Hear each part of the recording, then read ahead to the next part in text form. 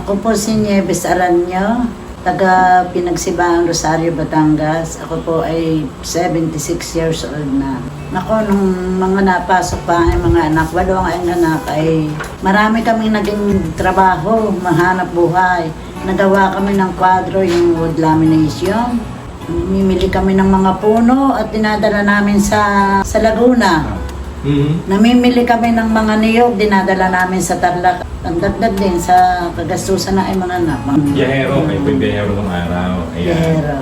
Opo. Po dati po ako laging nasa ospital na ako, confined ako, high blood po ako. Yun po ang unang-una kong na nagto 200, 100.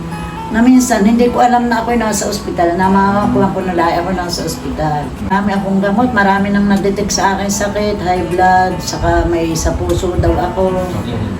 Yung may cholesterol, in good cholesterol. Di ako po sa doktor laging na every 3 months ako'y nasa doktor. Ngayon, itong mga anak ko ay nagkukognuwang iyan. Ay ako'y pinainom at lagi kong kasama sa doktor at siyang ko laging kasama ay parang ipinakita niya yung aking anak yung Pro 15. Sabi sa akin ng doktor ko, uminom din ako noon at magaling daw yun. Di ako nga po nainom na, binibigyan na nga ako ng aking anak. Chona, Cornelius.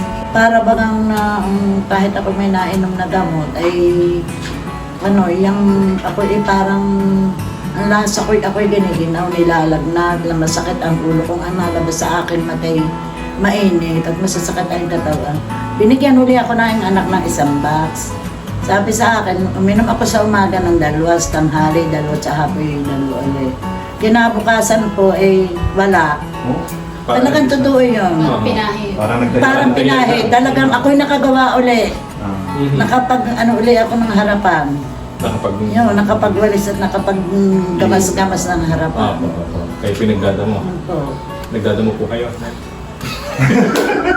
Nagbubunot ng damo sa So masasabi niyo po na maganda po ang effect sa inyo ng... Maganda. At saka, ang aking anak palibasa na ako nainom, yung anak pagka, halimbawa, nilalagnat o masama ang lasa yung aking apo, ay nakuha sa dinis sa aking anak. At pinainom, ay pag nagtataima, nawawala agad. Pag nilalagnat, ay nawawala agad. Ako po ngayon, nung last laboratory ko po, lahat po ay clear. Clear na po. Tulad po ng alin? Tulad lahat. Lahat kong yung sa puso, sa yung triglycerides. Yan. Triglycerides. Normal na ang akin ding yung dugo, ang BP ko. Saka wala na yung basta yung kinukuha sa akin yung kanilang inaano sa akin yung 12 ito yung inulit. Ay wala na, di clear na daw lahat. Sabi ng doktor sa akin, uminom ako noon ng probiotic. Ako daw din ng probiotic at magaling daw yun. Sabi nung ayong doktor. Pati x-ray ko, wala na. In-x-ray ako. In-ultrasound ako, whole abdomen, ay clear din maraming salamat nga pala doon sa aking anak, si Chona Aranyo Cubillas.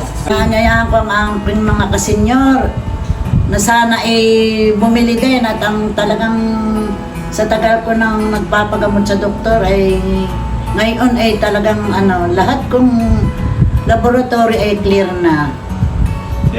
Maraming salamat sa Cognoa at sa probiotic 15.